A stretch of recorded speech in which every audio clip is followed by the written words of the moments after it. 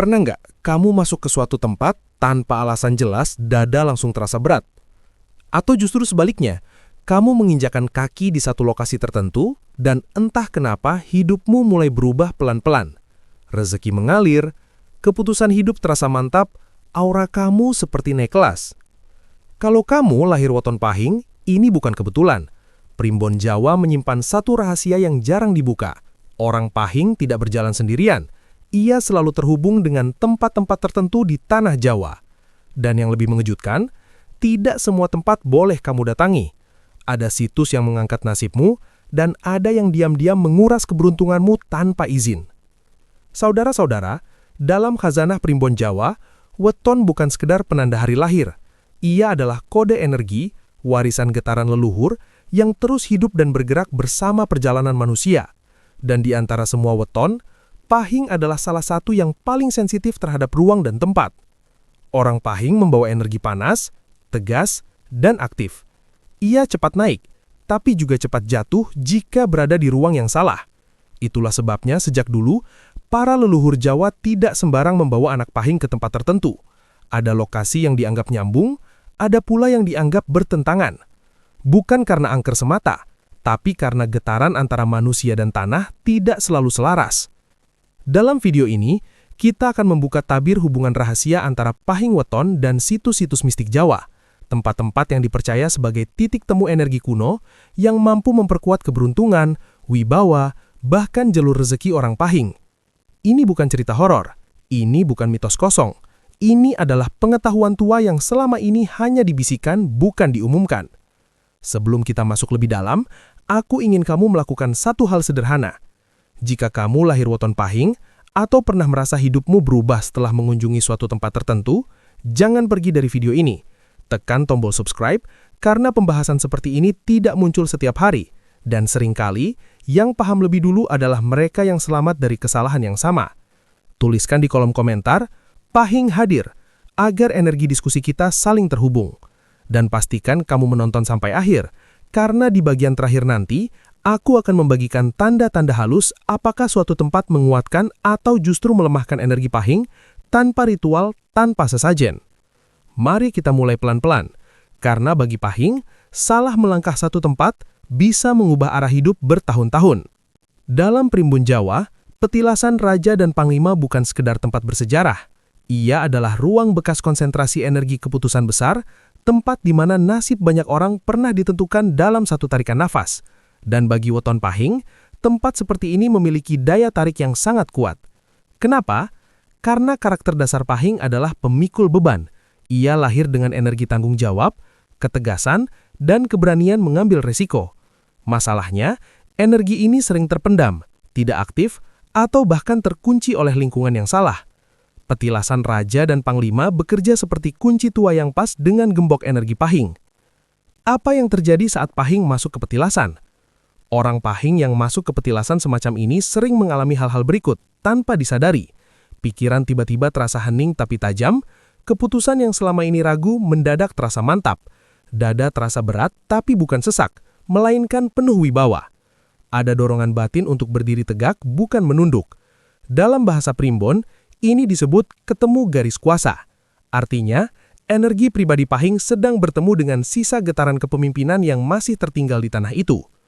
Kenapa raja dan panglima? Bukan semua petilasan sama. Primbon membedakan jelas antara petilasan resi untuk weton lembut, petilasan empu untuk weton pemikir, petilasan raja dan panglima untuk weton penggerak, termasuk Pahing. Raja dan panglima adalah figur yang membuat keputusan di tengah tekanan. Memimpin manusia bukan sekedar mengatur, siap menanggung akibat dari pilihan mereka. Ini satu frekuensi dengan Pahing, maka tidak heran banyak orang Pahing yang karirnya melonjak setelah tanpa sengaja datang ke tempat ini. Usaha yang tadinya stagnan tiba-tiba menemukan arah, atau keberaniannya muncul setelah lama terpendam. Bukan karena minta pesugihan, tapi karena energi Pahing diaktifkan kembali.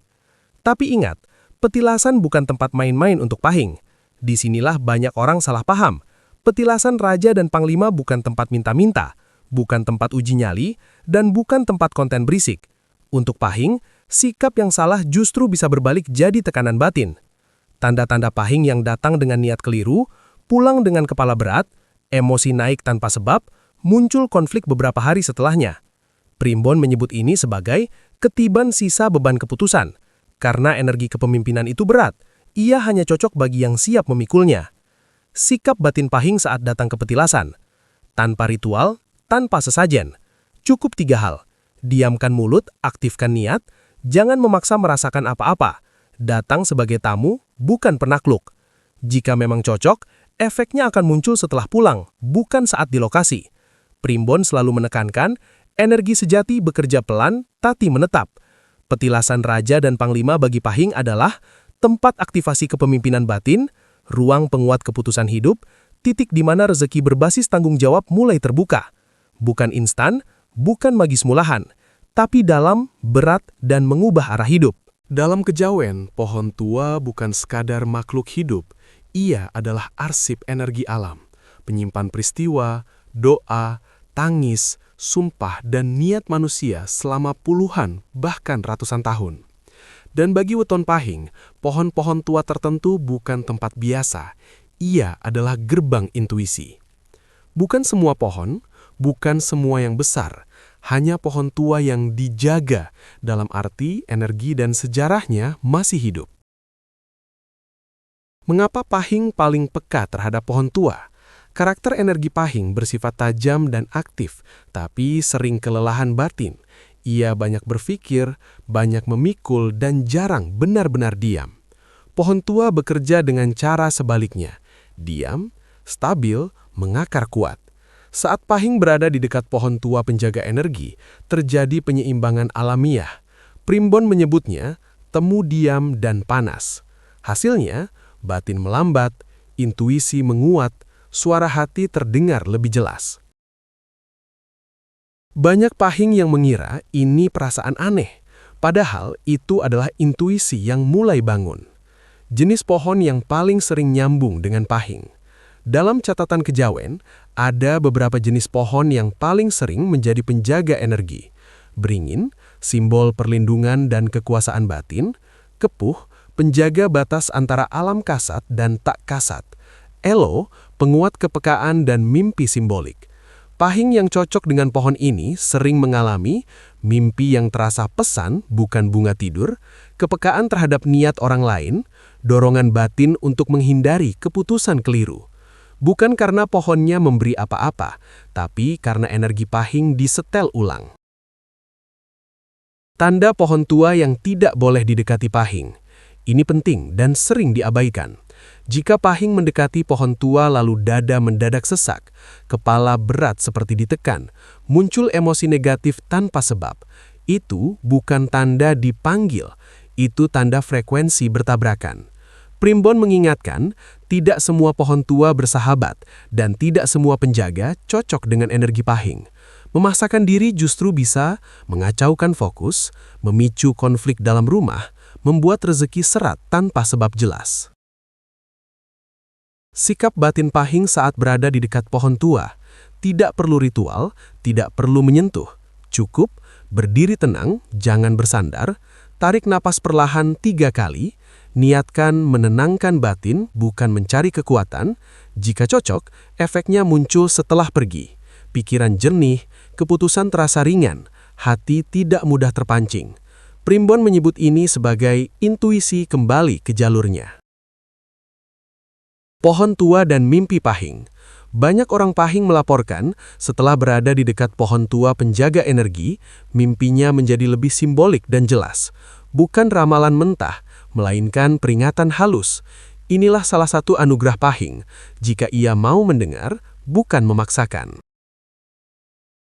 Bagi Pahing, pohon tua penjaga energi adalah cermin batin, penenang getaran panas, penguat intuisi dan firasat. Bukan tempat minta sesuatu, tapi tempat menyelaraskan diri. Dalam Primbon Jawa, batu besar dan gunung sunyi tidak pernah dipandang sebagai benda mati. Ia disebut sebagai tulang punggung energi bumi, penyangga getaran alam yang paling stabil, paling tua, dan paling jujur. Dan bagi Weton Pahing, tempat-tempat ini berfungsi seperti pengisi ulang energi batin. Bukan untuk semua orang, tapi untuk Pahing seringkali justru dibutuhkan. Kenapa Pahing butuh gunung dan batu besar? Energi Pahing bersifat aktif, panas, terus bergerak. Masalahnya, terlalu lama berada di lingkungan sosial, konflik, atau tekanan hidup, energi Pahing bisa terkuras tanpa terasa. Batu besar dan gunung sunyi bekerja dengan cara berlawanan, diam, stabil, tidak bereaksi. Dalam kejawen, ini disebut temu gerak dan diam. Saat Pahing berada di tempat ini, energi yang tercerai-berai dikumpulkan kembali. Itulah sebabnya banyak Pahing yang merasa lega tanpa tahu sebabnya. Napas terasa lebih dalam, pikiran tidak lagi meloncat-loncat. Ini bukan sugesti, ini respon alamiah energi terhadap ruang yang tepat. Batu besar penarik kembali energi Pahing. Batu besar terutama yang berdiri sendiri, berada di alam terbuka, tidak dipindahkan manusia, dalam primbon disebut sebagai titik bumi tua. Pahing yang mendekati batu seperti ini sering mengalami tubuh terasa berat tapi stabil, emosi menurun, rasa percaya diri muncul tanpa agresi. Batu besar menyerap sisa emosi panas yang menempel pada Pahing, lalu mengembalikannya dalam bentuk keteguhan. Bukan kekuatan meledak-ledak, tapi kekuatan tidak mudah goyah. Gunung Sunyi, tempat Pahing di-reset. Gunung yang dimaksud di sini bukan gunung wisata ramai, bukan tempat teriak-teriak, tapi gunung yang sunyi, minim gangguan, tidak penuh aktivitas ritual berisik. Dalam primbon, gunung seperti ini adalah ruang riset batin. Pahing yang berada di Gunung Sunyi sering merasakan keinginan berbicara berkurang, refleksi hidup muncul sendiri, kelelahan batin perlahan hilang. Banyak Pahing yang pulang dari gunung bukan dengan ilmu, melainkan dengan keputusan hidup yang lebih jujur. Dan justru itulah yang mengubah arah rezeki. Kesalahan Pahing saat datang ke batu dan gunung. Ini sering terjadi. Datang dengan niat pamer spiritual, memaksakan meditasi atau ritual, mencari pengalaman gaib. Bagi Pahing, gunung dan batu tidak bekerja dengan cara dramatis. Jika dipaksa, yang terjadi justru tubuh makin lelah, emosi naik, batin terasa kosong setelah pulang. Primbon mengingatkan, gunung itu tua, ia tidak suka diburu. Cara Pahing memanfaatkan energi batu dan gunung, tanpa ritual, tanpa mantra. Cukup, datang dengan niat istirahat batin, kurangi berbicara, perbanyak diam, jangan membawa pulang apapun selain ketenangan. Jika cocok, efeknya muncul dalam beberapa hari. Rezeki terasa lebih lancar, keputusan hidup tidak ragu, emosi lebih terkendali. Inilah tanda energi Pahing terisi kembali. Bagi Pahing, batu besar adalah penyeimbang emosi, Gunung Sunyi adalah pengisi ulang batin. Keduanya adalah ruang pemulihan, bukan pamer kekuatan. Dalam primbon Jawa, bahaya terbesar bukanlah tempat yang terang-terangan angker, melainkan tempat yang terlihat biasa, tapi menyimpan energi stagnan. Dan bagi weton Pahing, jenis tempat seperti ini sangat beresiko. Karena energi Pahing itu kuat, tapi sensitif. Ia cepat menyerap, cepat bereaksi, dan cepat berubah arah jika berada di ruang yang keliru. Primbon menyebut kondisi ini sebagai ketiban lemah alus. Energi lemah yang tidak menyerang, tapi menggerogoti. 1. Air stagnan. Rawa, sendang tak terawat, genangan tua. Air seharusnya mengalir. Jika tidak mengalir, ia menyimpan beban. Sendang yang tak terawat, rawa sunyi, atau genangan lama, dalam kejawen dianggap sebagai penampung sisa emosi manusia. Untuk Pahing, tempat ini sangat berbahaya secara halus. Efek yang sering muncul, pikiran mudah buntu, rezeki terasa macet, emosi naik turun tanpa sebab. Bukan karena makhluk halus semata, melainkan karena energi panas Pahing terjebak dalam ruang dingin yang mati. Primbon menegaskan, Pahing tidak cocok dengan air yang diam. 2.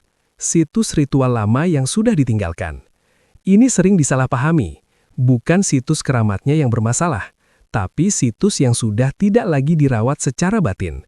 Tempat seperti ini biasanya sepi tanpa penjaga, tidak jelas niat pengunjungnya, energinya tidak stabil. Pahing yang masuk ke lokasi seperti ini sering mengalami rasa kosong setelah pulang, Konflik muncul tiba-tiba, keputusan hidup jadi impulsif. Dalam primbon, ini disebut energi tanpa tuan. Energi seperti ini paling mudah menempel pada weton aktif seperti pahing. 3. Tempat dengan jejak konflik emosi berat. Contohnya, lokasi pengkhianatan, tempat pertengkaran besar, area yang sering dipenuhi dendam dan amarah. Energi konflik tidak hilang begitu saja. Ia tertinggal di ruang, dan pahing, karena sifatnya reaktif, mudah tersulut oleh sisa getaran ini. Akibatnya, mudah marah ke orang terdekat, emosi meledak tanpa pemicu jelas, hubungan rusak pelan-pelan.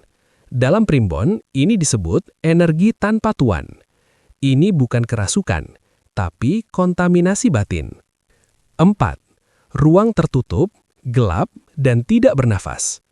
Ruang tua yang lembab, jarang dibuka, minim cahaya, adalah musuh alami pahing. Energi pahing perlu ruang untuk bergerak.